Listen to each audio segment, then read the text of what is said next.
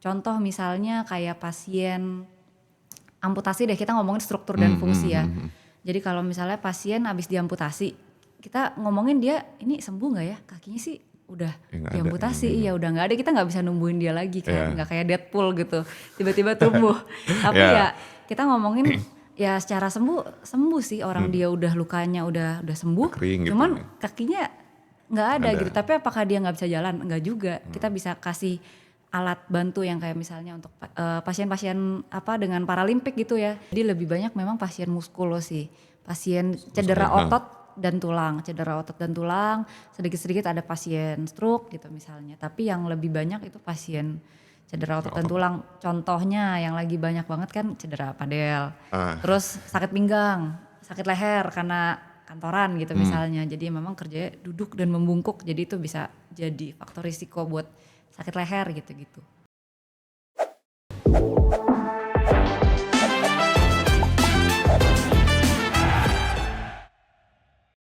Selamat datang kembali teman-teman di Better Everyday Podcast. Baik lagi bersama saya Jaka. Hari ini kita kedatangan seorang dokter SPKFR. Coba kita tanya ke orangnya, apa itu SPKFR? Halo Dokter Ika. Halo. Jadi kalau SPKFR itu spesialis kedokteran fisik dan rehabilitasi. Atau misalnya ada juga yang bilang bahasa Inggrisnya PMR ya, Physical Medicine and Rehabilitation. Atau ada yang juga bilang physiatrist. Jadi kayak kita ngomongin tentang tubuh gitu, tentang fisiologi. Jadi kayak SPKFR itu sebenarnya adalah dokter yang fokusnya itu lebih ke fungsi. Jadi bukan cuman ke diagnosis medis, tapi lebih ke fungsi pasiennya gitu sih. Kalau secara singkat itu. Fungsi badan berarti ya? Fungsi badan. Boleh cerita sedikit dok, gimana bisa nyemplung di spesialis ini? Ya gimana caranya gitu ya? Bukan, Kenapa apakah dari kecil tertarik? udah tahu mau nih jadi dokter ini nih atau gimana? Enggak sih. Jadi jujur dulu kalau misalnya sebenarnya dulu misalnya pas S1 ya. Kan kita ada rotasi tuh muter ke bagian-bagian. Dan kalau muter di bagian rehab itu cuma seminggu sebenarnya. Jadi paparannya nggak terlalu banyak. Tapi somehow waktu pas kerja, jadi pas baru lulus kan kita ada masa internship tuh di situ. Terus kebetulan waktu itu di rumah sakit tempat internship tuh belum ada dokter rehab. Jadi dan waktu itu yang ngelihat banyak pasien yang post op lah ya, terutama pasien post op ortopedi, terus udah selesai nih, katakanlah udah dioperasi, kan banyak kan kasus fraktur patah tulang, tulangnya udah dioperasi, udah nyambung, tapi dia belum bisa balik ke aktivitas. Jadi kayak aku ngeliat ada gap di situ, dan baru di situ aku ngerasa pentingnya, oh rehab tuh sangat dibutuhkan ya di situ. Jadi baru dari situ lebih ke nyari-nyari tahu. Dulu mah pas kuliah S1 nggak terlalu apa sih rehab, kayak stasenya cuma 1 minggu, nggak terlalu kepikiran lah. Tapi setelah itu baru lebih ke terpapar tentang rehab, baru cari-cari tentang rehab. Terus kayak akhirnya suatu hari decide, oh kayaknya mau ambil spesialisnya kedokteran fisik dan rehabilitasi. Jadi pas keliling, ini kan berarti masih kuliah ya, pas kuliah ya. Kuliah berarti keliling ada kayak Pas kita koas tuh kan kita ada keliling tuh, kita ke stase obgyn, kita ada ke penyakit dalam, kita ke anak. Terus ada, jadi biasanya kalau stase-stase yang besar itu kita bilang stase mayor tuh lama tuh, bisa 9 minggu gitu. Tapi kalau untuk rehab medik kita cuma dapat bagian 1 minggu, kayak gigi mulut 1 minggu gitu. Jadi kayak nice to know aja gitu kesannya. Jadi bukan sebenarnya yang exposure-nya nggak banyak, tapi ternyata penting. Nah tadi dokter misalnya soal ortopedi. Ortopedi itu apa sebenarnya? Ortopedi dokter bedah tulang. Oh bedah tulang. Bedah tulang. Jadi satu badan itu sebetulnya ortopedi sebenarnya. Satu badan. Maksudnya kan tulang semua, berarti tulang semua itu ortopedi. Enggak, jadi kan dokter orto ya lebih khusus untuk menangani ada sesuatu masalah penyakit tentang tulang. Jadi itu dokter bedah ortopedi gitu. Kalau dokter bedah ya ada dokter bedah lain. Berarti patah tulang ke ortopedi sebenarnya. Betul. Tapi setelah operasi post op rehab ke spesialis si KFR ini. Betul, jadi aku ngerasa KFR ini tuh banyak jadi ujung tombaknya dari penyakit-penyakit atau misalnya bidangnya dokter spesialis lain lah ya. Misalnya contohnya misalnya pasien habis stroke nih. Stroke-nya udah oke gitu. Jadi kan stroke misalnya ada sumbatan pembuluh darah di otak ya. Terus jadi dia dari MRI atau CT scan-nya sebenarnya si sumbatannya udah nggak nambah, tanda-tanda vitalnya, tensinya udah stabil, terus kita ngomongin denyut jantungnya udah stabil dan lain-lain, secara metabolik udah stabil. Tapi pasiennya masih belum bisa balik ke komunitas lagi, ke aktivitas dia sebelumnya. Nah itu di situ perannya dokter rehab. Jadi kita assess fungsinya dia saat ini. Jadi bukan cuma berdasarkan penyakitnya. Oke, berarti lebih ke fungsi tubuh semuanya dimaksimalkan Betul. di rehab ini sebenarnya kan. Jadi kalau misalnya ada yang let's say kaki habis jatuh, habis cedera segala macam, buat dimaksimalin lagi fungsinya datanglah ke rehab. Gitu Ya, sebenarnya. bisa kayak gitu. Jadi kalau misalnya ada Jaka misalnya ada keluhan sesuatu di fungsi sehari-hari yang kok misalnya untuk melakukan hal yang sebelumnya tadinya bisa, misalnya berolahraga atau misalnya daily activity aja. Misalnya apa ya, masak, kerja ada yang terganggu. Nah, itu boleh tuh. Apakah ada masalah? Apalagi kalau dia nggak membaik dalam 1-2 minggu, mungkin bisa cek ke dokter rehab.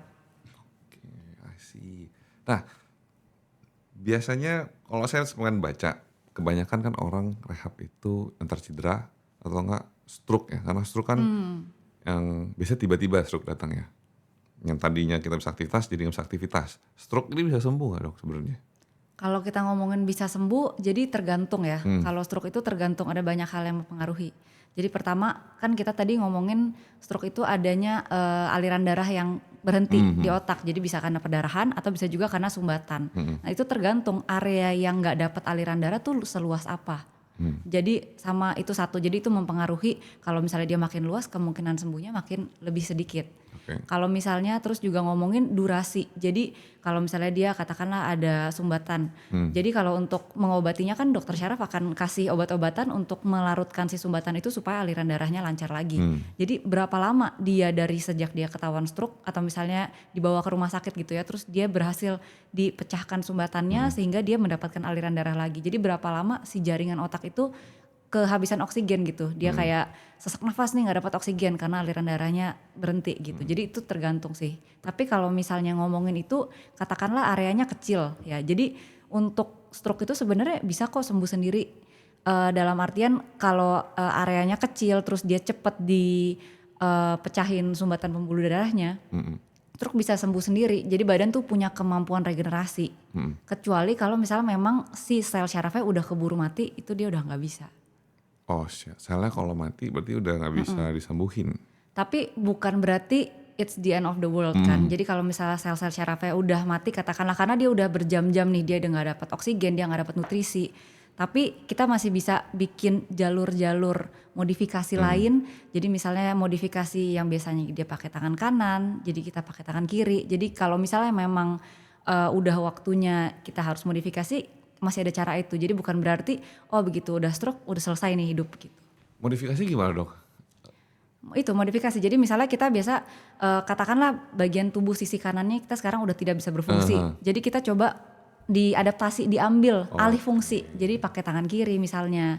Misalnya katakanlah kalau misalnya mungkin bukan stroke ya, misalnya spinal cord injury. Jadi kakinya udah nggak bisa tuh misalnya kalau lihat atlet paralimpik. Tapi apakah dia nggak bisa jalan? Iya sih nggak bisa jalan. Tapi apakah dia nggak bisa beraktivitas seperti orang lain? Bisa kan, tapi ya dia ganti. Kita modifikasi, kita pakai alat bantu, kursi roda gitu misalnya. Oke, berarti dari luar ya, bukan dari dalam ganti syaraf gitu. Jadi bukan. kita lebih ke ngomongin fungsi. Jadi bukan cuman kayak nyembuhin struktur, kayak sembuh atau enggak itu kayak kalau misalnya dari dokter rehab kita nggak cuman bilang secara struktur, oh ini selnya kita hidupin lagi sel syarafnya, enggak juga. Tapi lebih ke yang penting goalnya dia apa, gue mau bisa kerja lagi, bisa main sepak bola lagi gitu misalnya. Kan bisa juga, tapi mungkin bukan dengan cara yang sama kayak dulu, tapi caranya dimodifikasi. Berarti kayak misalnya hidung sinus, kan hidungnya berarti pernapasan nggak maksimal kan. Cara dimaksimalkan ada di operasi gitu, sinusnya. Kurang lebih kayak gitu nggak dok? Bukan, kalau itu kan lebih kita masih mengobati struktur. Oke. Tuh. Oh jadi kayak bener ya, dialihkan berarti ya. Misalnya dia nulis pakai tangan kanan, ternyata amit-amit dia stroke gitu kan. Berarti pas di rehab itu kita coba nulis pakai tangan kiri. Ya, itu jadi kalau stroke itu kan juga kita ada ngomongin timeline-nya ya. Jadi kalau misalnya masih dia tadi aku bilang kalau misalnya kerusakan sel syarafnya belum terlalu berat, dia belum yang mati sepenuhnya, kita masih berharap nih dia bisa survive, dan itu kita biasa ada golden periodnya 3-6 bulan. Jadi di 3-6 bulan itu kita anggap aja kita lagi mau melatih si syarafnya untuk kembali lagi. Jadi kita terus lakukan latihan dan itu sangat task spesifik ya. Jadi misalnya kita mau latih dia supaya ambil gelas ya kita terus latih dia ambil gelas. Jadi itu kita maksimalkan di golden period itu. Tapi kalau udah melebihi waktu yang kita prediksi, ini kayaknya masih mungkin nih ada kesembuhan si sel-sel syaraf di otak, yaitu udah saatnya kita tadi aku bilang modifikasi alih fungsi. Jadi kalau misalnya memang dia fungsi tangannya nggak bisa yang kanan ya kita coba pakai yang kiri gitu misalnya. Atau misalnya dua-duanya nggak bisa, kan kita bisa ada misalnya alat kayak untuk alat yang membantu genggaman kalau pernah lihat. Jadi untuk orang yang nggak bisa menggenggam dengan baik kita bisa kasih kayak semacam splint tapi ada sangkutan untuk alatnya gitu. Kalau misalnya atau kayak Captain Jack ya yang ada hooknya ya kayak gitulah kira-kira. Jadi kita ganti dengan alat modifikasi misalnya. Contoh misalnya kayak pasien amputasi deh, kita ngomongin struktur dan fungsi ya. Jadi kalau misalnya pasien habis diamputasi, kita ngomongin dia ini sembuh nggak ya, kakinya sih udah diamputasi, iya udah nggak ada, kita nggak bisa numbuhin dia lagi kan, nggak kayak Deadpool gitu, tiba-tiba tumbuh.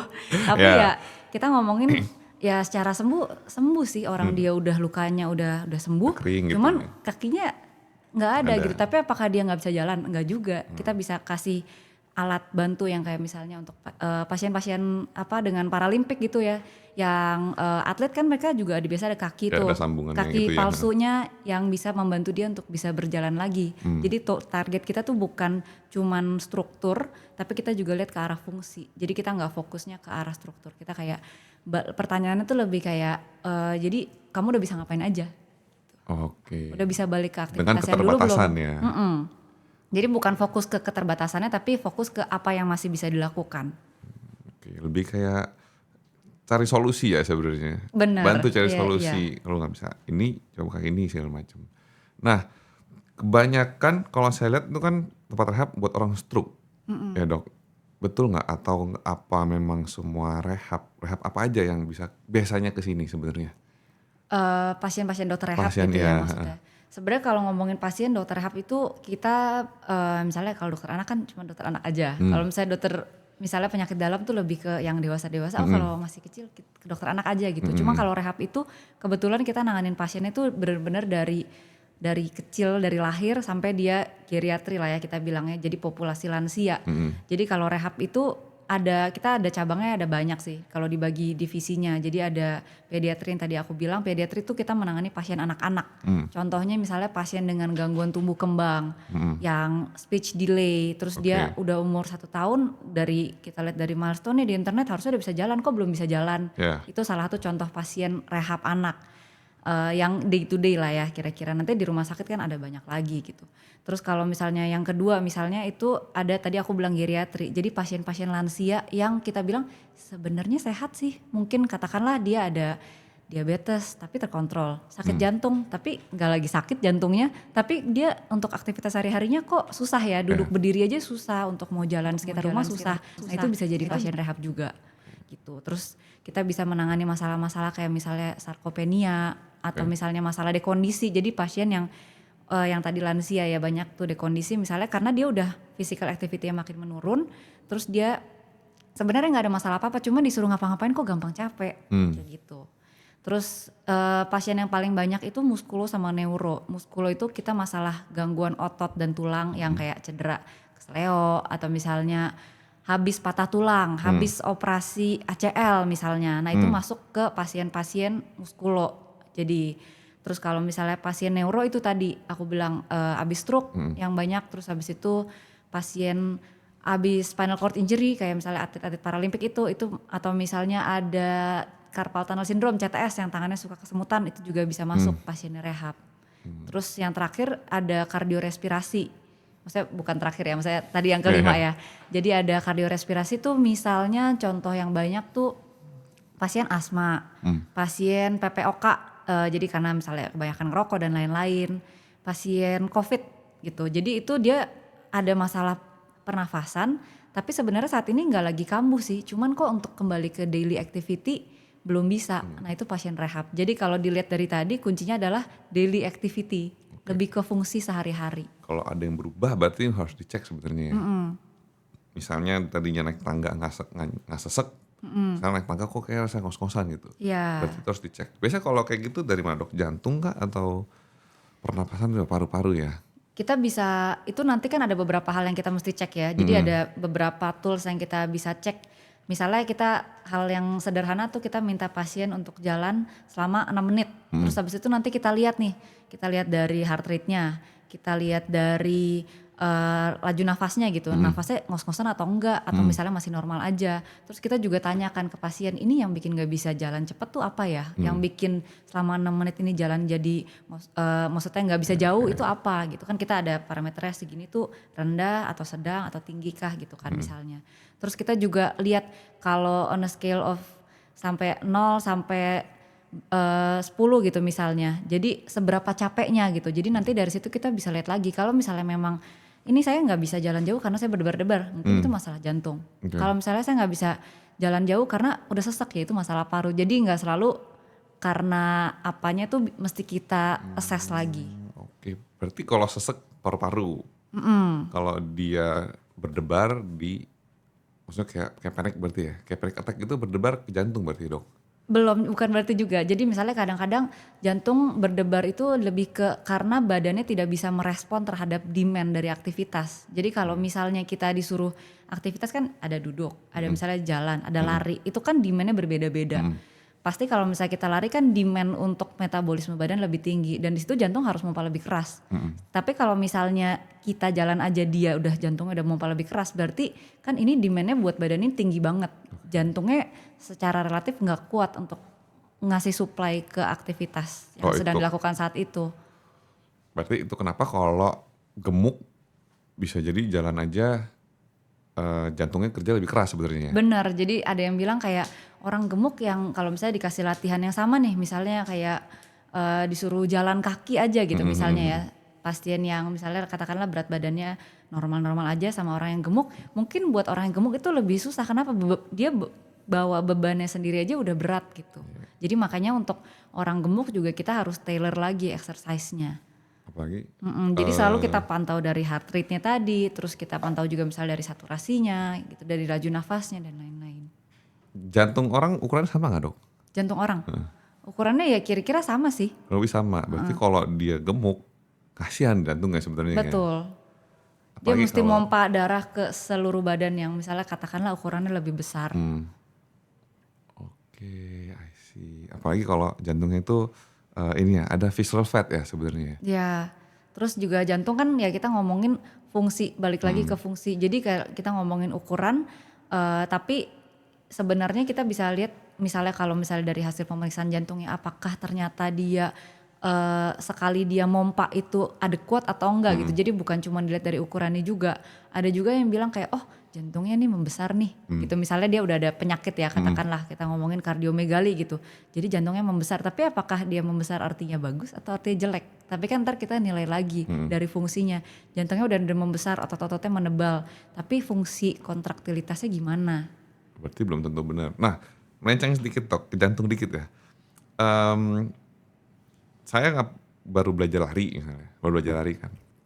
Kita kan harus belajar tempo, harus belajar napasnya segala macam. One day saya kebangun ada notif heart rate-nya terlalu rendah nih pas tidur. Itu sebenarnya baik atau enggak? Karena saya baca beberapa ini baik. Karena kalau yang jantungnya sehat justru dia rendah. Terus ada beberapa teman-teman yang dokter juga, kan saya bikin vote kan di Instagram, katanya baik. Sebenarnya itu baik apa enggak? Aku setuju. Jadi kayak tergantung rendahnya itu seberapa rendah. Tapi memang kepada beberapa atlet, maksudnya kita ngomongin atlet tuh orang yang tercondition ya, yang memang udah melakukan latihan gitu. Jadi dia memang bisa, yang tadi aku bilang, jadi jantungnya tuh fungsinya makin efektif untuk bisa mengalirkan nutrisi dan juga oksigen ke seluruh badan kan. Jadi ya dia sekali pompa tuh dia udah bisa kasih ke seluruh badan sehingga dalam 1 menit kan kita ngomongin heart rate biasa per menit kan. Dalam 1 menit dia nggak harus kerja sekeras itu untuk bisa memenuhi kebutuhan nutrisi dan oksigen tadi. Kecuali jadi satu kita ngomongin itu apakah ada gejala atau enggak. Terus kita juga harus konfirmasi lagi kan, ini memang ada latihannya atau enggak. Jadi kalau misalnya kita balik ke 2 poin itu ya. Jadi pertama ada gejala atau enggak. Kalau misalnya dia walaupun dia lari dan lain-lain heart rate rendah terus dia ada gejala ya itu berarti sesuatu yang alarming. Tapi kalau misalnya dia nggak ada gejala ya berarti itu mungkin adalah respon ataupun adaptasi dari badannya. Bahwa badannya udah bisa mengutilize nutrisi dan oksigen dengan lebih baik, dengan lebih efektif sehingga jantung nggak perlu kerja terlalu keras gitu. Yang kedua apakah dia ada training. Kalau misalnya dia katakanlah nggak ada gejala nih tapi karena kadang-kadang orang misalnya kita ngomongin bradikardia, heart rate di bawah normal, ya sih memang belum ada gejala. Tapi sering lari nggak, sering olahraga? Enggak sih, tidur-tiduran aja di rumah setiap hari. Nah itu juga sesuatu yang kita harus cek. Jadi kalau misalnya dua-duanya kan nggak match kan di situ. Jadi takutnya nanti ternyata dia memang ada hambatan pada impuls jantungnya gitu. Jadi kan jantung ada, kita bilang ada pacemaker alami kan untuk bisa nge-set rate-nya nih, kita katakanlah mau heart beating 60 kali per menit gitu. Tapi ini si pacemaker-nya rusak, pacemaker naturalnya ya rusak sehingga dia cuma bisa kayak 30-40 kali semenit. Nah itu kan berarti ada yang salah. Nah itu harus dicek. Bisa jadi malah lemah ya sebenarnya dok ya, kalau rendah. Bukan lemah tapi lebih ke ritmenya yang terganggu. Oke, asih. Berarti kayak kalau ritme itu berarti dari saluran sebenarnya. Jadi kayak di jantung itu kita ada satu titik kayak S anode. Jadi dia yang tujuannya untuk ngeset kayak kalau AC termostat gitu. Oh, gue mau untuk kondisi saat ini heart rate-nya 60. Terus misalnya ada olahraga, oke kita naikin deh jadi 80. Oh larinya makin kencang, kita naikin deh jadi 100. Nah itu yang suruh jantung untuk mompa dengan frekuensi segitu semenit itu adalah si titik itu, nodus itu gitu. Jadi kalau misalnya ada masalah ritme berarti kemungkinan ada masalah di situ. Jadi kalau lagi ada, kita nggak berubah apa-apa tapi rasanya di badan tuh ada yang berubah, mendingan cek sebenarnya dok ya. Kecuali kayak tadi ada latihan. Asih. Nah kalau di rehab ini di tempat dokter ya misalnya, yang paling sering datang rehab tuh pasien apa nih dok? Kalau misalnya yang banyak sekarang mungkin karena aku kan di klinik ya, jadi lebih banyak memang pasien muskulo sih. Pasien cedera otot dan tulang, sedikit-sedikit ada pasien stroke gitu misalnya. Tapi yang lebih banyak itu pasien cedera otot dan tulang. Contohnya yang lagi banyak banget kan cedera padel, terus sakit pinggang, sakit leher karena kantoran gitu misalnya. Jadi memang kerjanya duduk dan membungkuk, jadi itu bisa jadi faktor risiko buat sakit leher gitu-gitu. Oke, kantoran ini kan kebanyakan dia diem sebenarnya dok ya. Yang buat faktor jadi sakit itu apa sebenarnya? Satu, diemnya tadi. Tapi kalau misalnya, jadi ada yang bilang badan manusia tuh gak didesain untuk diem. Jadi kita tuh harus gerak. Terus kedua, apalagi kalau diemnya dalam posisi yang gak sesuai dengan postur yang gak benar. Jadi kalau misalnya orang kan sering kerja sekarang pakai laptop. Jadi kalau pakai laptop tangannya di sini. Jadi kepalanya harus ngeliat ke bawah. Sedangkan itu kasih beban yang sangat berat untuk ke leher. Dan itu kita posisi nunduk terus-terusan, misalnya main handphone dan lain-lain, itu bisa bikin otot-otot leher di belakang tuh jadi ketarik, tapi dia juga at the same time dia jadi lemah kayak gitu. Dan itu yang bisa gangguan posturing kayak gitu bisa bikin macam-macam dari ototnya. Terus syaraf-syaraf di sekitar tulang belakang di bagian leher sini bisa kejepit juga kayak gitu. Dengan postur yang nggak bagus, biasanya kena duluan di mana dok? Di bagian leher kah atau Tergantung lower posturnya, back? tergantung postur yang gak bagusnya. Kalau misalnya memang di bagian lehernya ada postur yang, kan kita ngomongin postur tuh kita nilai dari atas sampai bawah, dari leher, terus kita ngomongin juga misalnya bahu lah katakan, terus kita ngomongin juga pinggang, lower back gitu ya, bagian hipnya gitu. Jadi ya tergantung masalahnya di mana, dan itu akan berkorelasi. Jadi misalnya posturnya yang tadi aku bilang lebih ke forward head, rounded shoulder, mungkin masalahnya di leher, bisa masalah di bahu. Tapi kalau masalahnya misalnya kita ngomongin dia membungkuk gitu, sering membungkuk, terus duduknya juga slouching kayak gitu. Oh, Nah nyantai itu bisa gitu. lower back gitu. Oke. Jadi tadi kalau dokter bilang apa, palanya ke depan, bahunya juga nutup, itu sebenarnya bukan postur yang baik sebenarnya dok ya. Bukan. Jadi bagusnya adalah tegap, kepala tegap, bahunya dibuka ke Betul, belakang. jadi bayangin kayak badan spine kita tuh kayak mau narik lurus ke atas gitu. Aku juga duduk belum bener sih. Jadi kayak ya mungkin idealnya adalah kayak gitu. Dan juga untuk postur-postur selama kerja lah ya, maksudnya ini mejanya kebetulan tingginya pas nih buat aku. Misalnya kayak katakanlah kalau misalnya kita mau beraktivitas di atas meja ngetik-ngetik, ya idealnya mejanya tuh setinggi siku. Jadi kita nggak harus lebih tinggi atau lebih rendah. Jadi kita akan ada perbedaan kan. Jadi kita akan ada kompensasi, misalnya dia lebih tinggi nanti bahunya akan cenderung lebih tegang. Kalau misalnya dia lebih rendah dia membungkuk kayak gitu. Jadi dan terus kedua misalnya kalau komputer ya kita ngomongin tinggi layar gitu. Kalau misalnya layarnya laptop kan biasanya kayak gini. Jadi kita lihat ke bawah. Jadi agak-agak posisinya kayak gitu terus dalam waktu lama, nanti lama pasti sakit leher. Tapi kalau misalnya dia lebih tegak, badan bisa lebih tegak dan pandangan ke depan itu kan lebih enak. Oke. Intinya harus badan kita tuh dipanjangin ya. Bukan dipanjangin tapi berada pada panjang yang optimalnya, pada panjang yang sesuai.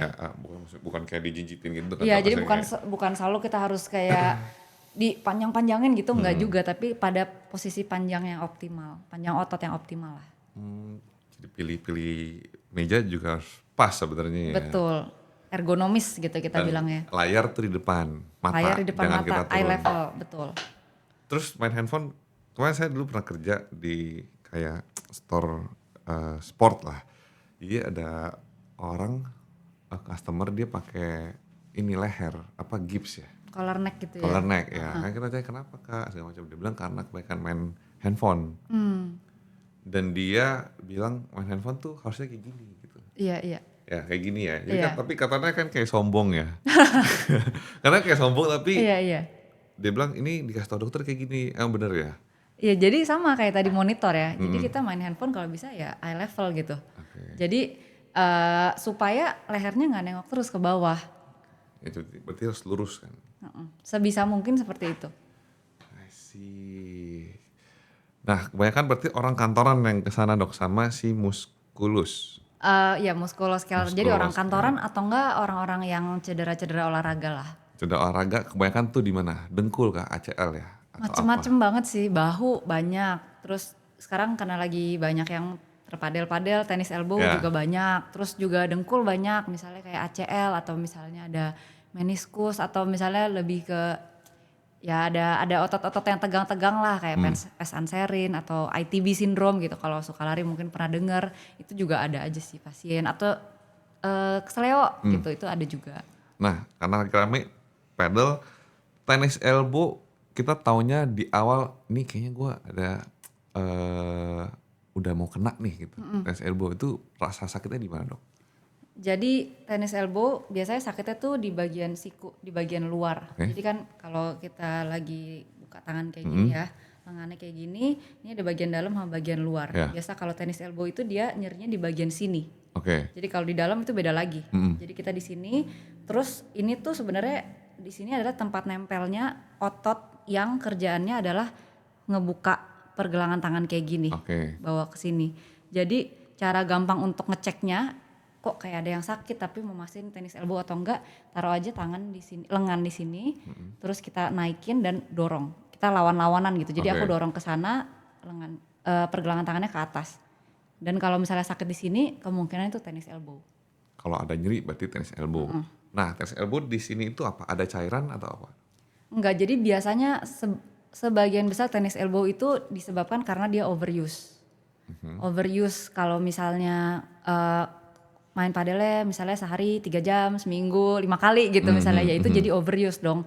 Karena kan kita kalau misalnya pas lagi nerima bola pasti kan si otot-otot forearm ini akan bekerja. Sehingga kalau misalnya overuse, apalagi yang tadinya bukan seseorang yang sporty banget, terus tiba-tiba karena sekarang padel lagi in banget nih, kita akan main padel terus gitu. Jadi itu akan bikin overuse injury di sini. Jadi kayak dia akan ada micro, setiap kali kita exercise kan mungkin kita akan ada namanya micro trauma ya. Jadi akan ada ya namanya juga kepake wear and tear, tapi kalau misalnya dipakainya berlebihan, over, jadi ya dia nggak ada waktu untuk healingnya. Sehingga di situ ada yang namanya kita bilang overuse injury di situ, tenis elbow. Jadi ototnya aja sebenarnya dok? Atau tendonnya sebenarnya. Jadi kayak otot kan yang kalau daging tuh yang warna merah. Dia masuk ke tulang kan ada yang silver-silver tuh. Nah itu tendon namanya. Jadi yang sambungan antara otot masuk ke tulang itu namanya tendon. Dan kalau di tenis elbow sebenarnya dia tendonnya yang rusak. Berarti bukan cairan ya? Belum tentu ada cairan. Ada aja sih yang ada cairan kalau memang ada peradangan heboh gitu misalnya. Atau misalnya ada juga yang ototnya kebetulan ada sobekan gitu karena dia udah bukan mikrotrauma lagi, berarti udah makro tuh ya kalau udah kelihatan ada sobekan gitu. Misalnya di USG terus ada, itu berarti udah memang ada cedera. Tapi kebanyakan yang aku lihat sih lebih ke masih ada micro injury, jadi di situ si serabut-serabut tendonnya mulai nggak beraturan, terus dia mulai kayak lebih ada nggak ada yang nggak nyambung lah serabutnya kayak gitu. Nah, saya punya teman saya, bukan saya, teman saya. Jadi dia di dengkul kalau udah di scan, MRI, udah di MRI, nggak ada kenapa-napa, tapi dia tuh kalau pas jongkok di belakang tuh kayak ada yang ganjel dok. Di belakang. Di belakang dengkul ada yang ganjel rasanya. Nah setelah di MRI katanya kata dokternya itu, oh ini ada cairan nih, Plica syndrome. Oh, heeh. Nah Plica syndrome nih cara penyembuhannya tuh gimana sebenarnya? Kalau ada cairan itu sendi-sendi berarti ya biasanya ya? Tapi dia nyerinya di bagian belakang ya. Bagian belakang. Jadi kalau misalnya Plica syndrome itu, jadi setauku semua banyak orang yang punya Plica, tapi enggak. Jadi Plica itu kayak ada sebuah jaringan yang ada di lutut, tapi enggak semua orang ada. Dan kadang kalau misalnya ada, dia bisa kayak bayangannya ada yang jaringan yang ekstra gitu ya, misalnya jadi tiap kali lutut nekuk lurus dia akan bisa teriritasi gitu. Tapi terus sehingga pada beberapa orang dia bisa menimbulkan iritasinya. Nah kalau misalnya untuk nyembuhinnya ya, misalnya kalau misalnya memang dia jaringan itu lagi teriritasi, maksudnya kan katakanlah dia dari dulu emang udah punya Plica nih. Jadi ada orang yang memang punya Plicanya gede, ada yang enggak, ada yang nggak punya gitu. Jadi kenapa kok bisa tiba-tiba sakit? Mungkin Plicanya lagi teriritasi. Jadi untuk membantu penyembuhannya, misalnya katakanlah kita bisa dengan kasih di modalitas. Jadi misalnya kita kasih laser untuk bantu kasih mengurangi peradangan yang sedang terjadi. Terus yang kedua kita kan balik lagi dong, kita mikir dong, kok dia udah punya Plica dari dulu tapi kok sakitnya baru sekarang. Berarti kemungkinan ada muscle imbalance atau misalnya ada kita bilangnya malalignment lah ya. Jadi kayak mungkin lutut yang harusnya berada di bidang ini lurus, tapi waktu lagi nekuk misalnya dia bengkok ke dalam kah atau gimana, yang mungkin disebabkan karena si muscle imbalance itu. Jadi kita harus cek lagi, terus kita address itu. Misalnya memang ada otot-otot yang di sebelah sini kurang kuat sehingga waktu lagi jongkok beloknya ke dalam tuh si lutut. Jadi kita harus kuatin misalnya sisi luarnya, misalnya seperti itu. Jadi kita address lagi ada masalah lain di luar Plica nggak yang bikin si Plicanya sakit. Terus baru kita kasih misalnya dengan exercise dan lain-lain. Oh kalau gitu berarti dicek dulu dia dari jongkok, dari ngapainnya, sakitnya di bagian mana. Iya. Bisa jadi malfungsi di sananya. Iya, jadi bukan kayak si Plicanya tiba-tiba kayak suatu hari di tahun 2026 pengen meradang gitu. Jadi pasti ada penyebab lainnya. Iya. Kalau yang saya tahu, dia mungkin pas lagi lari atau setelah lompat, jadi kan sendi ya dok ya, anggap ini dengkul ya, berarti dia kelurus banget gitu loh. Nah mungkin ada yang ketarik ya. Bisa jadi juga. gitu. Nah kalau pas waktu itu kan pergi ke fisio. Di fisio itu kan kayak ada setrum ya, alat setrum ya. Iya. Itu fungsinya apa dok sebenarnya? Jadi alat setrum atau kan kita bilang ES lah ya, electrical stimulation. Dia dibagi jadi 2 grup besar sih. Jadi maksudnya kita ada yang bilang TENS, transcutaneous electrical nerve stimulation, sama satu lagi neuromuscular. Jadi ribet ya. Jadi pokoknya yang satu tujuannya adalah lebih ke targetnya syaraf doang. Satu lagi targetnya syaraf dan otot. Gitu. Jadi yang biasa sehari-hari dipakai tuh 2. Yang untuk syaraf doang tuh biasanya fungsinya lebih ke untuk mengurangi nyeri. Jadi serabut syaraf itu kan ada macam-macam. Ada serabut juga yang kerjanya untuk menghantarkan nyeri sama menghantarkan sensasi biasa gitu. Jadi katakanlah kalau misalnya yang tadi aku bilang untuk ke syaraf biasa kan untuk ngurangin nyeri. Jadi dia akan kasih stimulasi nyeri, dia mau menstimulasi si serabut syaraf supaya nyerinya itu nggak nyampe gitu. Jadi katakanlah di situ misalnya ada lagi cedera ankle lah ya, kesleo. Jadi di situ kan ada struktur yang sedang terluka. Jadi dia akan mengirimkan sinyal kan, yang nanti akan ditangkap sama kepala, sakit nih gitu. Tapi gimana caranya supaya si nyerinya itu nggak kerasa, di bypass sama si TENS itu. Jadi kita ngomong gate control teori itu. Jadi si TENS itu akan menstimulus, jadi kayak gue duluan yang masuk. Jadi dia otak tuh akan cuma dapat sensasi si listrik-listriknya aja. Sehingga persepsi pain kita jadi berkurang. Kira-kira kayak gitu sih. Oh secara langsung membantu berarti ya? Membantu mengurangi nyeri. Gitu. Terus yang kedua tadi satu lagi itu kan tadi kan cuma syaraf doang ya yang pertama. Untuk yang kedua dia untuk neuromuskular. Jadi dia targetnya ke syaraf dan juga ke otot. Biasanya itu fungsinya adalah untuk kasih ototnya supaya berkontraksi. Jadi untuk membantu latihan. Tapi ya itu semua ada indikasi tertentunya sih. Jadi nggak semua pasien tuh kita harus kasih strum-strum. Jadi biasanya kalau misalnya untuk yang tadi strum-strum yang untuk bantu ngurangin nyeri, efek nyeri itu cuma sebentar. Paling lama 30 menit. Nanti ke fisio disetrum pulang mungkin udah mulai kerasa lagi gitu. Jadi sebenarnya apakah nggak berguna? Enggak juga. Jadi tujuan kita ngasih strum-strum itu adalah supaya nyerinya saat itu berkurang, terus kita bisa melakukan yang lain, misalnya latihan. Kalau misalnya dia baru banget keseleo, digerakin kemana-mana sakit, tapi kita perlu latihan untuk bisa membantu dia pemulihannya, untuk mencegah dia kekakuan sendi dan lain-lain. Jadi untuk bisa mencapai itu kita kurangin dulu nyerinya. Kayak gitu. Terus yang tadi yang satu lagi strum yang targetnya ke syaraf sama otot, itu biasa kita pakai cuman pada pasien yang memang dia nggak bisa menggerakkan secara aktif. Karena kalau misalnya pasien bisa menggerakkan secara aktif, maksudnya kayak otak nih merintah, ayo gerakin, itu akan jauh lebih bagus daripada kita kasih dia strum secara pasif gitu kan. Jadi si perintah untuk berkontraksi si otot itu dari luar, dari alat si mesin itu. Jadi kalau misalnya pasiennya udah bisa latihan secara aktif, angkat beban sendiri dan lain-lain, itu jauh lebih bagus. Jadi si electrical stimulation tuh udah nggak pada tempatnya lagi. Berarti yang kedua itu dia bisa secara langsung gerakin juga dok? Berarti Bisa, jadi kalau misalnya memang dia merekrut si serabut-serabut otot, dia bisa bikin gerak. Oh kayak ini, kemarin itu di sosial media sempet viral banget, jadi kayak ada penggerak otot terus ditempel di muka. Pernah lihat gak dok? Jadi orang kayak nyetrum tiba-tiba naik Iya, gitu. bisa. Itu berarti itu barangnya ya? Iya. Oh, tapi sebenarnya bahaya nggak dok kalau kayak dimain-mainin gitu kan ada video-video tuh viral tuh. Orang pada tes di muka kan, tiba-tiba kan kayak senyum gitu tiba-tiba. Itu bahaya nggak sih kalau dimainin kayak gitu? Sebenarnya kalau ngomongin bahaya sih enggak ya, tapi ada yang namanya, jadi dia tuh dengan adanya instrumen-instrumen itu, dia bisa membuat kan ada kalau dipakai dalam jangka waktu lama ya, kalau cuma nyoba-nyobain sih aman-aman aja lah, cuma nyobain gitu. Aku juga waktu belajar kita coba-cobain sendiri gitu. Cuma kalau misalnya katakanlah dipakai terus-terusan dalam waktu yang lama tuh dia bisa bikin ada perubahan dalam si sensitivitas si nerve-nya itu. Jadi dia jadi jauh lebih gampang untuk terstimulus lah, tereksitasi gitu, terstimulus. Jadi dia ada yang harusnya dia perlu katakanlah 10 perintah untuk bisa gerak, tapi dia sekarang cuma dikasih 5 aja dia udah mulai kontraksi gitu. Dan itu kan bikin kita nanti sehari-hari jadi kita maunya nyengir gini tapi tahu-tahu jadi naik gitu, misalnya kayak gitulah. Itu kalau misalnya terus-terusan ya. Cuman kalau misalnya cuman iseng-iseng cobain-cobain doang sih nggak apa-apa. Berarti kayak latihan sebenarnya dok ya? Gimana tuh? Berarti kayak latihan. Misalnya kita mau ke tangan nih, kita kayak agak-agak nyeri nih, kayak kurang gerak misalnya wristnya. Biasanya kita tempel di sini, kan dia bantu gerak. Iya. Berarti itu kayak latihan sebenarnya. Iya, tapi balik lagi tadi aku bilang, kalau dia ditempel tuh kan dia cuman di mana ditempelnya dia akan merekrut si otot yang di situ kan.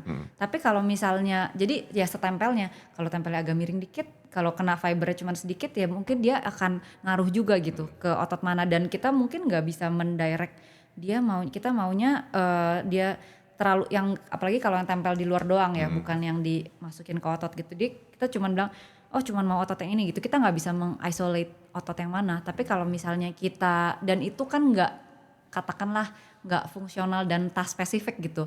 Jadi kalau misalnya untuk latihan, misalnya kita mau gedein bicep misalnya, ya itu akan lebih bagus kita latihan secara aktif dan benar-benar dengan dan tujuannya apa gitu. Misalnya mau latihan padel gitu ya, kita bukan pengen kuatin otot nih, pengen latihan padel ya, bukan kita kuatin dengan strum-strum doang, tapi kalau bisa latihan aktif ya mendingan kita latihan aktif untuk gerakan yang memang sesuai dengan apa yang pengen kita capai. Gerakannya gimana ya, latihan itu ya sebenarnya. Betul.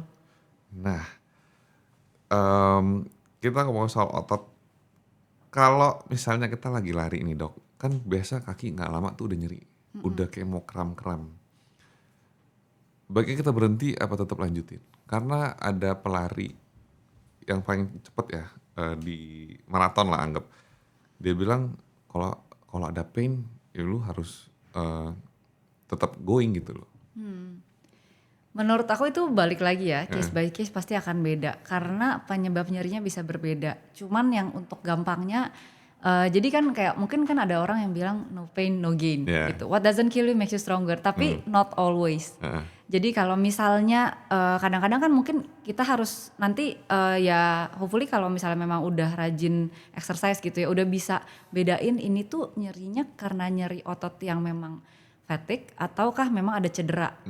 Nah tapi kalau misalnya belum bisa terlalu bedain, ada beberapa cara sih maksudnya untuk bisa ngebedain ya. Jadi apakah dia memang kayak pegel aja, nyeri karena pegel atau karena dia memang cedera. Jadi biasa kalau nyeri karena pegel, kerasanya itu akan ada di the whole muscle. Tapi kalau misalnya dia cedera, misalnya kayak ada sobek dikit nih di ototnya, dia akan localize gitu. Jadi misalnya di satu, jadi misalnya ini kan ototnya kan sebenarnya segini. Kalau dia ngerasa pegelnya segini, kemungkinan itu lebih karena ototnya. Tapi kalau misalnya dia spesifik di sini doang, di sini enggak gitu. Itu adalah si kemungkinan ada cedera. Terus coba stop lari. Kalau saran adalah coba stop lari, nyerinya berkurang atau enggak. Kalau nyerinya berkurang, kemungkinan dia cuman karena pemakaian, jadi karena pegel. Tapi kalau nyerinya masih ada, kemungkinan dia memang ada cedera atau injury, kayak gitu.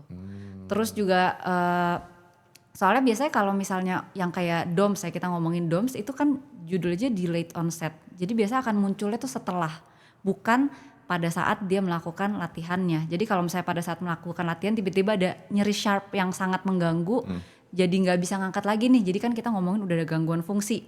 Beda sama yang kayak pegel sih sakit tapi masih bisa sih dipakai jalan. Itu kemungkinan lebih kayak itu bukan cedera lah, lebih ke katakanlah fatigue otot gitu ya. Kalau misalnya satu lagi baru cedera, dia nyerinya akut. Terus habis itu tiba-tiba rasanya kayak menusuk dan kayak eskalasinya sangat cepat gitu, dari yang nggak sakit tiba-tiba sakit banget kayak gitu, dan udah di stop terus dia nggak ada penurunan rasa nyerinya, jadi kemungkinan itu cedera. Jadi kalau pertanyaannya ada sakit waktu lari berhenti atau enggak, coba cek lagi tadi. Tergantung ya, berarti tergantung dari lagi dipakai apa enggak. Kalau nggak pakai sakit berarti cedera. Iya. Otot sobek sama misalnya gini, nge-gym itu kan otot dilatih, rusak ya. Sama sobek itu sama gak sih dok sebenarnya? Mungkin kita tanya lagi kali ya, ukuran sobeknya apa? Ukuran sobeknya seberapa? Kalau misalnya kan ada yang pernah dengar kalau misalnya kita latih otot terus kita bikin sobekan-sobekan otot sehingga ototnya makin grow, makin hypertrophy gitu, makin gede. Tapi yang kita pengen kan kalau misalnya untuk latihan hypertrophy itu biasanya micro injury. Jadi sobekan-sobekannya kecil yang sebenarnya mungkin nggak kasat mata gitu. Kalau misalnya di misalnya MRI atau misalnya USG gitu tuh bukan kelihatan sebuah sobek kan, tapi micro injury sehingga dia bisa healing terus jadi makin gede gitu. Sedangkan kalau misalnya sobek itu, kalau misalnya sobeknya udah kasat mata terus dia tadi ditandai dengan tadi gejala-gejala tadi yang aku bilang, nyerinya nyeri banget, jadi tanda peradangannya jelas lah, ada kemerahan, ada bengkak, terus ada penurunan fungsi, terus ada anget gitu ya, itu kan udah ada tanda-tanda radang semuanya. Nah itu kemungkinan cedera, bukan cuman oh ini kayak efek latihan nih, I will get big habis latihan ini nih gitu. Oh berarti balik lagi ke ininya ya, ke durasi sakitnya ya dok ya? Iya itu juga satu, durasi sakitnya juga, sama tadi tanda-tanda peradangannya ada jelas atau enggak. Kalau memang jelas ada tanda-tanda peradangan tuh biasanya ada 5, merah, anget, bengkak, terus habis itu nyeri, sama ada penurunan fungsi. Kalau misalnya ada 5 itu atau misalnya ya banyak dari 5 gejala itu, biasanya itu kan dia barengan tuh kan, itu berarti kita udah mulai curiga nih apakah ini cedera. Ngilu itu nyeri ya dok ya? Ngilu nyeri, ya jadi kalau untuk nyeri sebenarnya banyak banget kan kata-kata yang untuk mendeskripsikannya. Oh jadi anggaplah ngilu lah. Kalau ngilu, misalnya kita ada gerakan yang tiba-tiba nih, yang kita jarang gerak misalnya. Tiba-tiba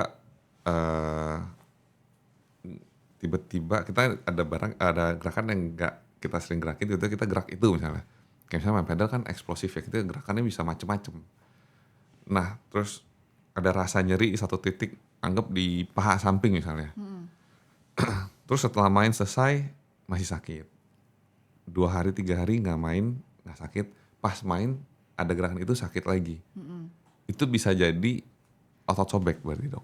Bisa jadi, atau lebih ke ya mungkin ototnya belum siap untuk melakukan gerakan spesifik yang dilakukan itu. Kan tadi katanya nggak main dia nggak sakit, tapi Iya. kalau main dia sakit lagi.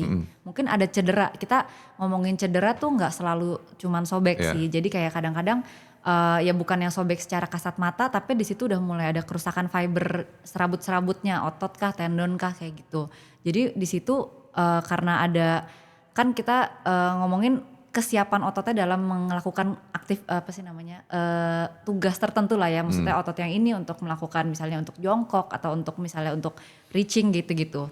Jadi otot spesifik itu belum siap untuk melakukan tugasnya yang tidak biasa dia lakukan. Oke, berarti baiknya langsung kalau udah berbulan-bulan di Kalau udah MRI ya? berbulan-bulan lebih baik dicek. Dicek ya. Iya. Nah, kalau di tubuh itu kan ada otot itu kan ada otot yang besar yang timbul yang kelihatan ya.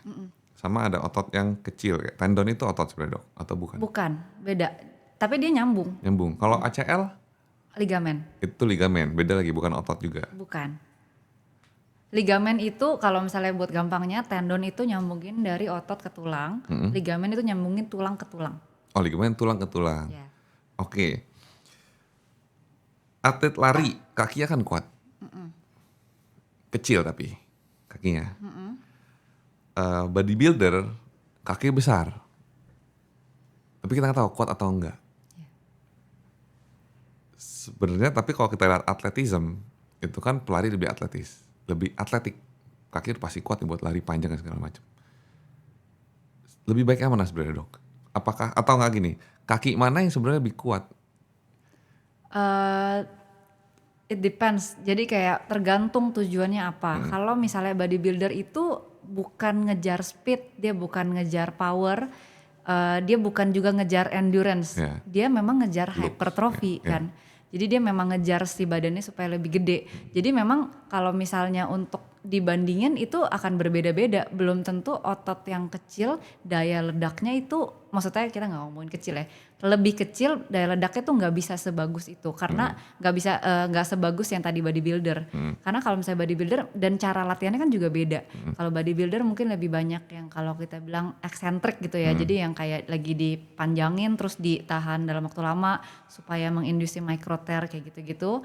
Sedangkan kalau misalnya pelari biasanya dia lebih ke dia mentingin speed terus daya ledak, jadi dia kayak ada maksudnya loncatnya dan dalam gerakannya tuh dia ada komponen velocity-nya gitu, ada komponen kecepatan bukan cuman strength doang. Oke, jadi karena kalau saya lagi pelajari dok ya, dan dulu kan pernah nge-gym juga, fitness.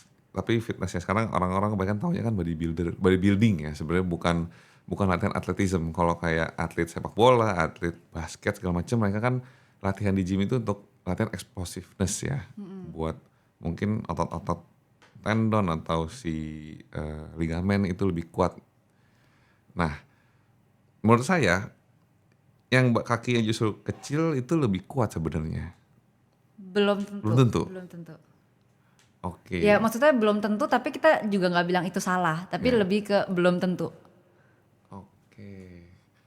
Dan gini, ada beberapa orang saya lihat dia ototnya besar, tapi dia kayak gimana ya, nggak sekuat kaki, let's say orang tua yang sering latihan, either itu yoga, itu pilates, kan katanya kakinya tuh kayak lebih strukturnya lebih kuat.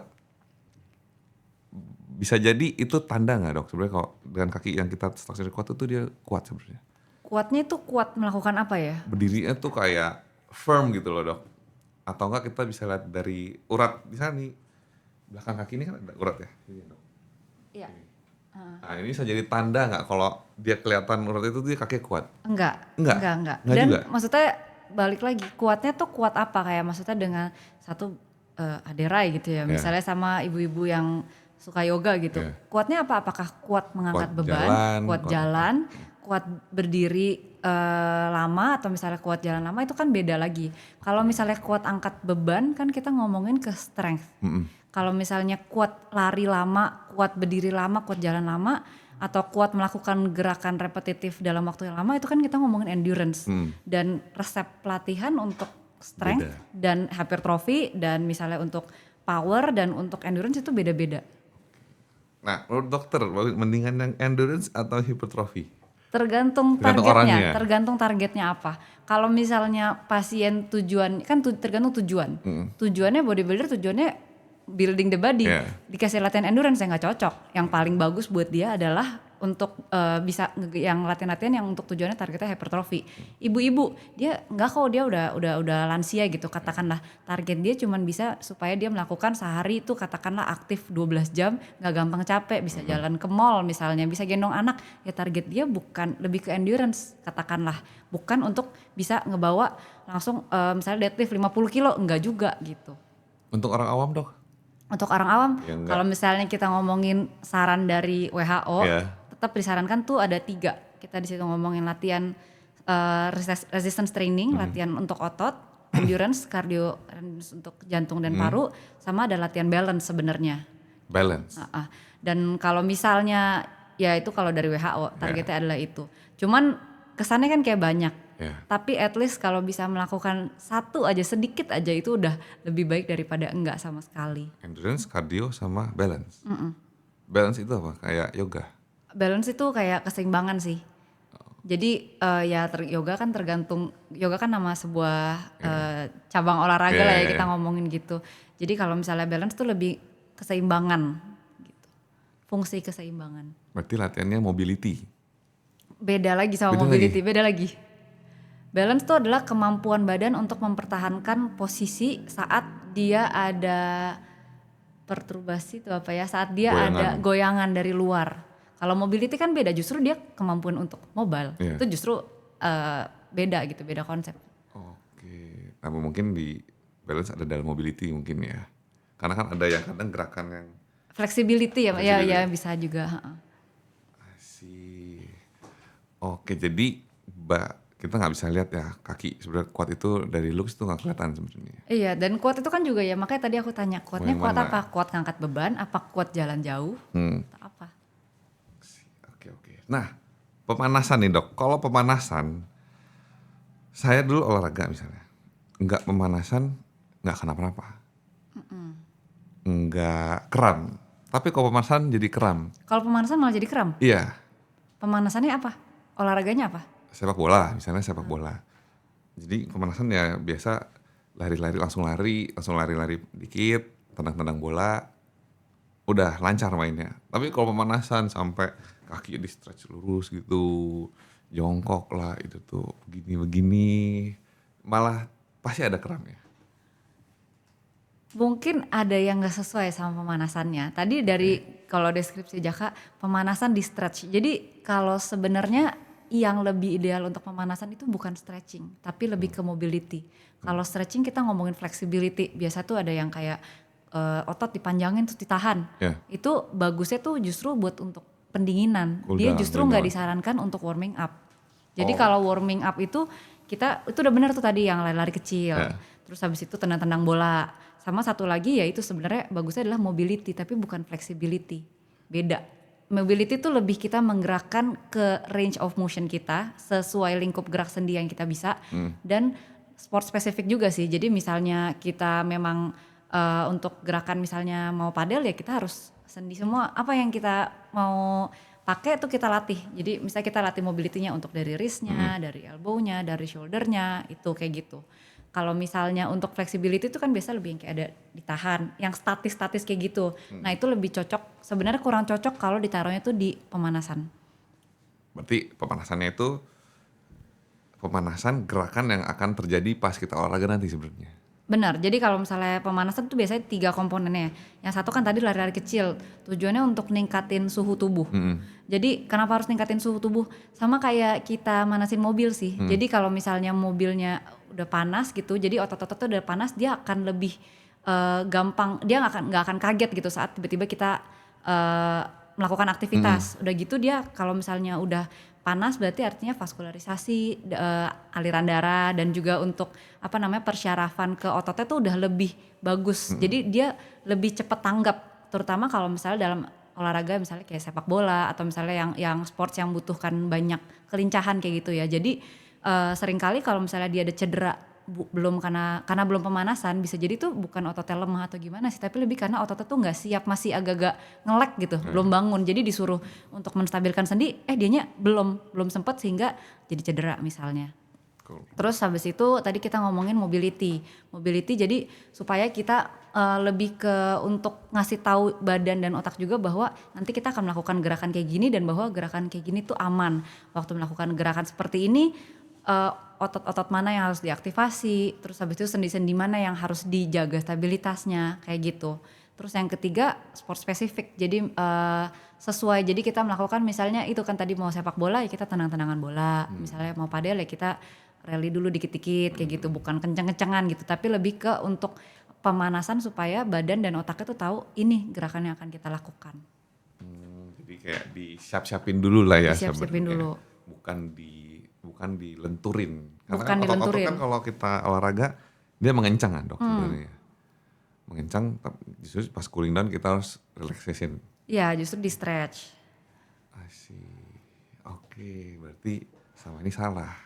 Iya, nah tapi dulu sebelum kita belajar teorinya ya, maksudnya sebelum kita tahu tentang teori-teori tentang apa sih pemanasan itu ya, dulu selama ini ternyata dari waktu SMA gitu kayak salah juga gitu. Kita nggak tahu, dulu kan tahu kalau pemanasan dihitungin cuman sampai 8 lagi. Iya, Ya sampai sebenarnya 8. itu ya nggak tahu kenapa sampai 8, dan itu sebenarnya ya kalau misalnya kita 8 itu satu untuk pemanasan, untuk stretching statis itu tidak disarankan. Yeah. Terus kalau untuk pendinginan, kalau cuma 8 kok kayak terlalu sebentar gitu. Karena yang disarankan untuk flexibility exercise ya, untuk kayak stretching sebenarnya adalah untuk per muscle group tuh ditahan total 30 sampai 60 detik gitu. Jadi kalau cuma 8 kan kok kayak sebentar banget gitu. Oh jadi 30 sampai 60 detik sebenarnya. Iya, per muscle group. Per muscle group jadi otot besar gitu ya. Iya, jadi misalnya untuk gerakan kayak gini, kita kan mungkin kalau untuk stretching agak susah ya untuk mengisolate, pokoknya cuma mau otot yang ini aja. Jadi per muscle group kita ngomongin ini misalnya atau kayak gini, terus kita misalnya stretching hamstring, quadricep gitu ya, itu per muscle group disarankan minimal 30 sampai 60 detik per muscle group. Itu tapi akumulasi ya. Jadi misalnya mau ditahan 10 detik dikali 3 atau dikali 6 gitu ya boleh. Jadi nggak harus kayak terus-terusan sama 1 menit ditahan tuh enggak, tapi lebih ke akumulasinya. Nah, di tempat dokter praktek, orang rehab yang paling parah atau sulit yang pernah datang rehab itu pasien apa dok? Pasien apa ya? Kalau menurutku yang paling sulit itu adalah pasien-pasien yang dia udah masalahnya tuh sebadan badan. Jadi misalnya karena anak kecil dia ada, atau misalnya dia udah, yang paling susah menurut aku pasien anak sih. Jadi dengan dia ada kerusakan di otak, tapi karena kerusakan di otak itu dia bikin ada masalah juga pada badannya, sehingga jadi masalahnya udah sekarang bukan cuma di otak tapi di badan juga, badannya jadi kaku.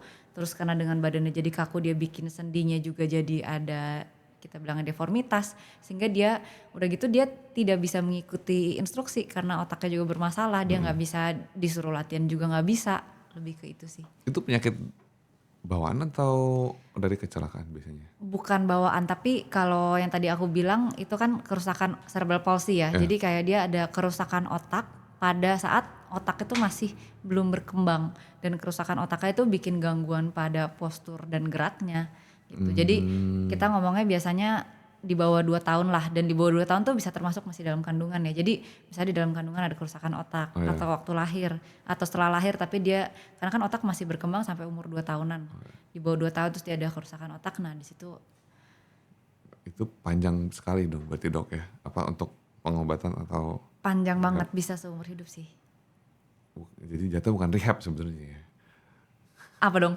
Nggak, kalau rehab, kalau yang kita tahu rehab itu kan kayak gue direhab dulu bentar. Oh justru pasien itu pasien rehab banget.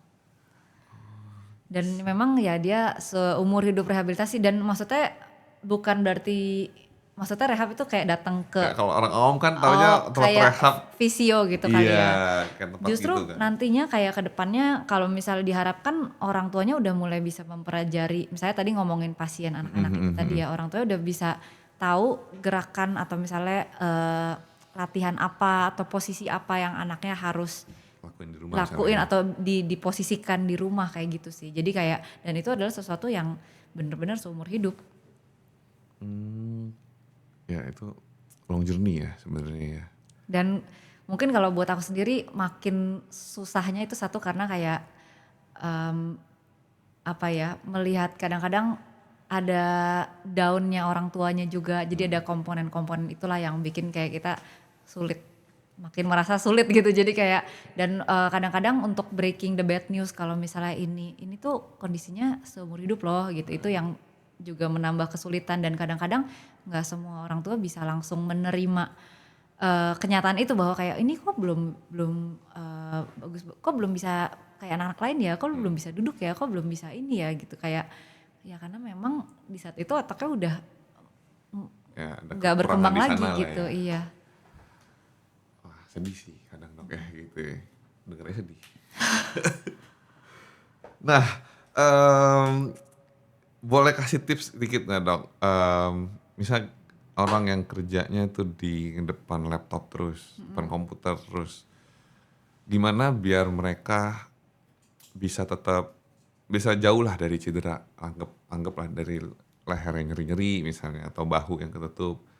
Selain tadi duduknya yang harus benar, mereka tuh gimana? Contoh kayak misalnya setiap berapa menit berdiri atau Ya. apa, atau gerak-gerakin tangan. Kayak saya misalnya, saya lagi nonton buat kuat-kuatin kaki itu sebenarnya kayak kita belajar cengkrem. Yang dokter juga kadang share Oh kan, iya. cengkrem anduk lah, atau Iya, kita cengkrem sendiri atau mainin ankle. Nah, ada nggak buat orang-orang yang sering duduk nih? Buat orang-orang yang sering duduk ya kita coba usahain kalau misalnya memang bisa, misalnya nggak lagi meeting ya usahain misalnya katakanlah setiap sejam sekali tuh kita ada berdiri dan melakukan aktivitas. Dan misalnya kita bisa coba ganti-ganti kan kayak zaman sekarang ada meja yang bisa naik turun tuh, misalnya Ya. kita coba perubahan. Tapi apakah kalau misalnya kerjanya berdiri terus juga bagus? Enggak. Tapi kan kata kuncinya adalah kalau bisa badan kita itu dipakai gerak berkala gitu. Jadi kalau bisa misalnya sejam duduk, misalnya sejam berikutnya kita mau coba banyakin jalan atau berdiri kayak gitu. Terus habis itu ya tadi kan benerin postur. Terus kedua kalau misalnya memang nggak bisa kita melakukan itu ya, nggak bisa tuh dikit-dikit ini kantor apa tuh bisa berdiri-berdiri gitu ya, misalnya berdiri-berdiri jalan-jalan. Kalau misalnya memang nggak bisa ya diusahain di akhir setelah kita misalnya duduk lama atau berdiri lama kayak gitu, diusahain ada sesi flexibility-nya. Tujuannya apa? Karena kalau misalnya kita udah, jadi kita kasih stretching gitu ya misalnya. Karena misalnya kita udah duduk terus nih dalam waktu yang lama, misalnya kerja 8 jam gitu ya sehari. Jadi pasti kan ada otot-otot yang memanjang, ada otot-otot yang memendek dalam waktu terus-terusan. Jadi kita harus balikin lagi itu. Oke, jadi intinya gerakan-gerakan yang semestinya manusia dilakukan juga lah. Iya, jadi jangan sampai 8 jam sehari itu yang benar-benar bikin kita berada dalam posisi itu terus-menerus. Jadi kalau bisa terus udah 8 jam nih di kantor, ya kalau bisa pas pulang kita cari sedikit aktivitas supaya badannya tuh lebih melakukan lingkup gerak sendi yang seharusnya dia bisa kerjain, bukan cuman posisi kayak gini aja. Oke, I see. Oke dok, terima kasih sharingnya. Nah kalau mau cari dokter Ika tuh di mana? Bisa di Physio Touch atau di Physio Medical Clinic. Ya, atau enggak di Instagram dokter Ika ya? Boleh, ya. Apa namanya dok username-nya? Dr.Preciela, PRECIELLA. Dokter Preciela. Ya. Di situ dokter juga sering share ya. Iya. Jadi bisa dapat konsultasi gratis. Bukan konsultasi gratis sebenarnya, tips gratis ya sebenarnya. Kalau misalnya bisa dijawab, aku bantu jawab. Nah, oke. Thank you dok udah main ke studio kita. Semoga semua planningnya ke depan makin lancar, makin bisa menyembuhkan banyak orang. Amin. Thank you. Thank you dok. Thank you.